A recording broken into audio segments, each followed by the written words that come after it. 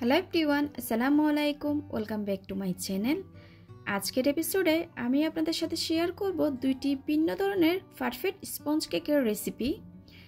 একটা orange sponge cake আর একটা হচ্ছে ভ্যানিলা স্পঞ্জ কেক। যারা নতুন কাজ করছেন তাদের অনেক বেশি উপকারে আসবে, তাই ভিডিওটি স্কিপ না করে সম্পূর্ণ দেখতে থাকুন। আশা করি রেসিপিগুলো আপনাদের ভালো লাগবে। এবার আমি তৈরি করে নিব অরেঞ্জ স্পঞ্জ কেকটি। চলুন তাহলে রেসিপিটি দেখে নেওয়া যাক। প্রথমে একটা পাত্রে রুমের স্বাভাবিক তাপমাত্রায় 4টা ডিমের সাদা অংশ নিয়ে নিয়েছি। ডিমটা ফ্রিজে থাকলে 1 থেকে 2 ঘন্টা আগে ফ্রিজ থেকে বের করে রাখবেন। এবার এই সাদা অংশের মধ্যে হাফ টেবিল চামচ ভিনেগার দিয়ে দিচ্ছি। আপনারা চাইলে ভিনেগারের পরিবর্তে লেবুর রস দিতে পারেন। এবার 1 মিনিট পর্যন্ত বিট করে নিব। এখন এর মধ্যে দিয়ে দিচ্ছি 2/3 কাপ চিনি। বিটারের সাহায্যে মিডিয়াম স্পিডে 2 থেকে 3 মিনিট বিট করে নিব। 1/3 কাপ দিয়ে দুইবার দিলে 2/3 কাপ হয়ে যায়। আর চিনিটা আমি একবার দিব না, 3 থেকে 4 বার করে মিশাতে থাকবো। এভাবে মিডিয়াম স্পিডে বিট করতে থাকবো। আপনারা অনেকে বলে থাকেন ডিমের ফোমটা তাড়াতাড়ি হয়ে যায় আর চিনির দানাটা গলে যায় না। আপনারা যদি এভাবে চিনির দানাটা 4 থেকে 5 বার করে মিশাতে থাকেন আর মিডিয়াম স্পিডে বিট করেন, তাইলে আপনাদের চিনির দানাটাও একদম গলে যাবে।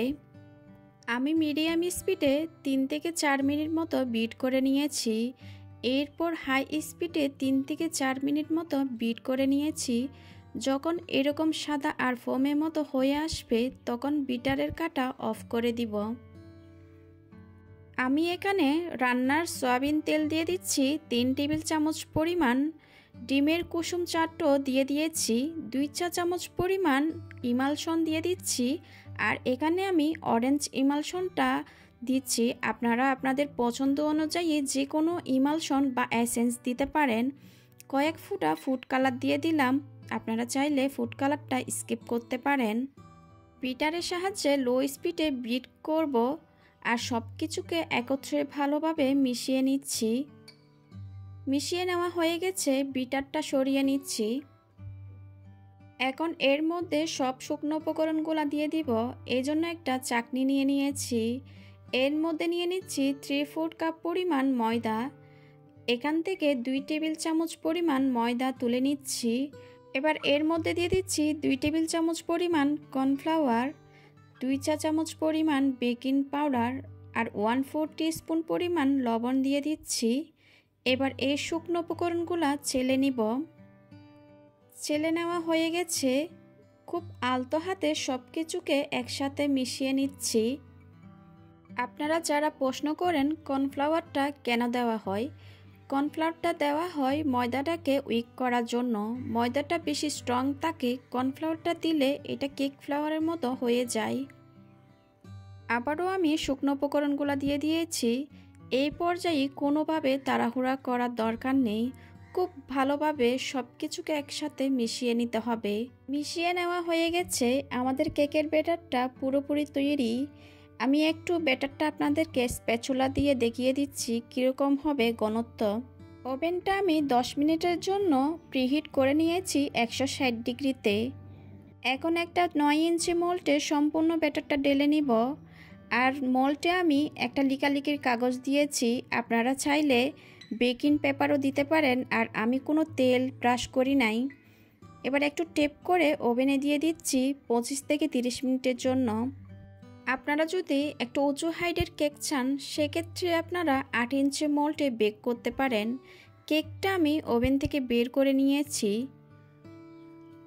অনেকে কেকের উপর ভেজা ভাব থাকে। আপনারা অবশ্যই দেখতে পাচ্ছেন আমার কেকের উপর কিন্তু কোনো ভেজা ভাব নাই। আপনারা স্ক্রিনে দেখে বুঝতে পারছেন কেকটা কতটা উঁচু হয়েছে আর স্পঞ্জি হয়েছে।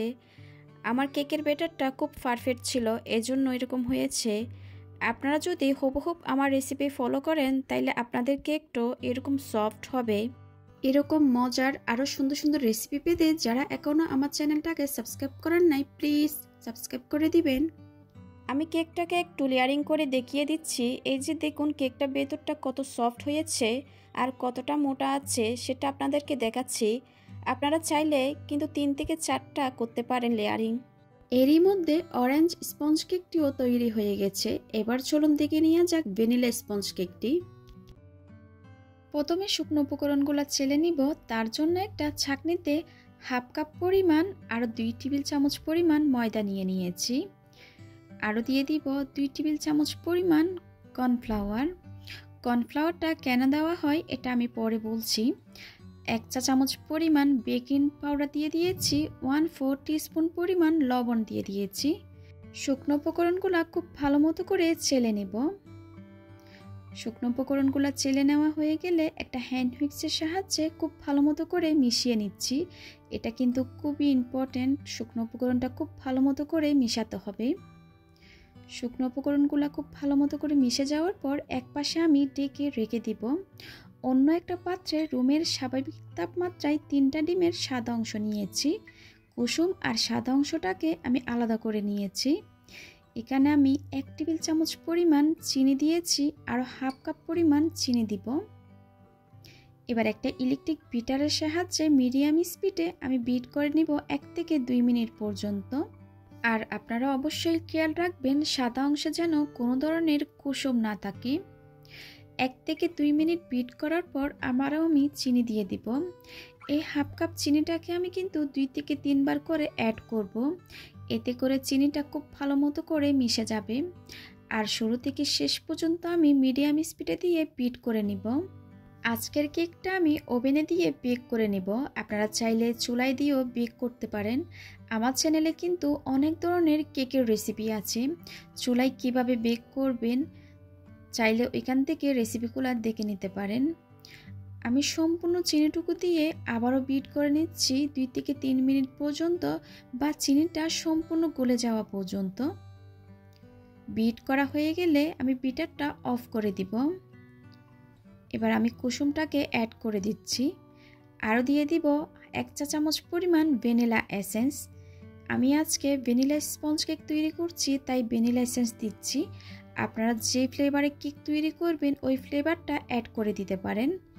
দিয়ে দিচ্ছি 2 টেবিল চামচ পরিমাণ রান্নার সয়াবিন তেল। আবারও বিট করে নিব 10 থেকে 15 সেকেন্ড পর্যন্ত। এটা কিন্তু ওভার বিট করা যাবে না, ওভার বিট করলে ডিমের ফোমটা বসে যাবে। বিট হয়ে যাওয়ার পর বিটারটা আমি সরিয়ে নিব। এবার আগে থেকে চেলে রাখা শুকনো উপকরণগুলো আমি ধাপে ধাপে অ্যাড করছি।